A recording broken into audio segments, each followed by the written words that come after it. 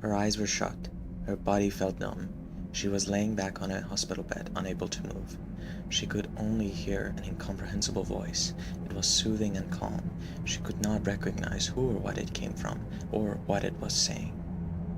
Suddenly, she began to make sense of the gibberish.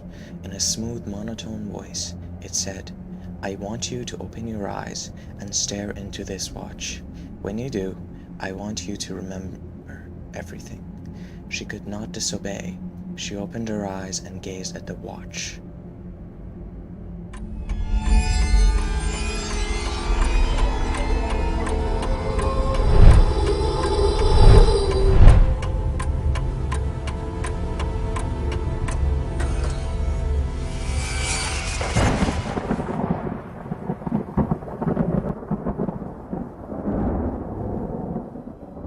A house appeared before her.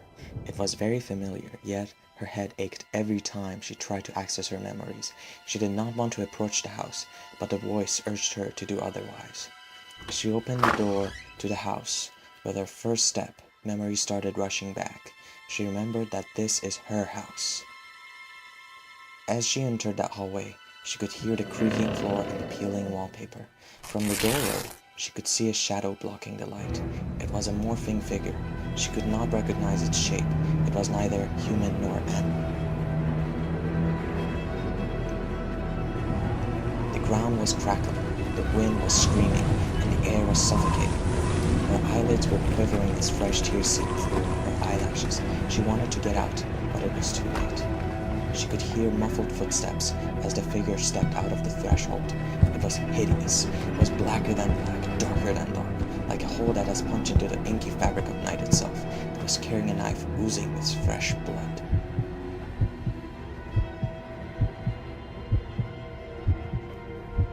She was silently gasping for breath.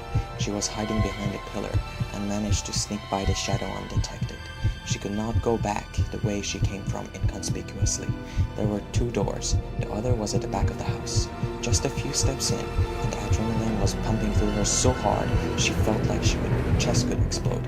A large pool of blood had saturated the carpet, with long ragged stripes leading from it and through the door, as if someone was being dragged along the floor. She saw a man's dead body. He was hacked so badly that his torso looked like a bowl full of bloody entrails. Blood splattered and television, the couch, everything. Making her way toward the basement, she came across a young girl's decapitated body.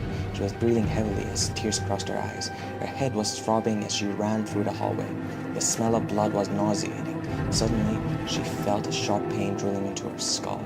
She fell on the floor, screaming in agony. It was the pain of memories. She remembered the bodies, the remnants of her family, her husband and her daughter. She started to weep and sob uncontrollably. Suddenly, she remembered that the shadow was still in the house. She had to escape.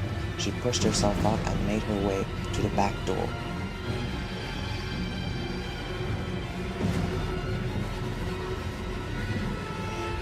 As she was going to make her way out, she saw the shadow. It was waiting for her. It launched forward like a dog and punched her in the stomach. It stabbed her shoulder and it kicked her in the face. She was kneeling down, coughing out blood. She felt a strong, painful blow to her head.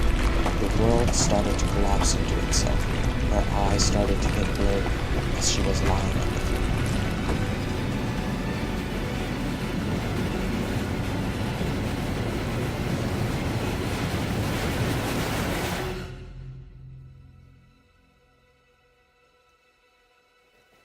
She saw a woman behind a man swinging a pocket watch in front of her. The man said, "Leela, my name is Richards. I'm a doctor. You're in hospital. You're safe." He pointed towards the woman. He said, "Do you recognize your sister?" Leela nodded yes. The woman smiled as tears of joy ran across her face. The doctor asked, "Leela, do you remember how you got here?" With trembling lips and teary eyes, she answered yes.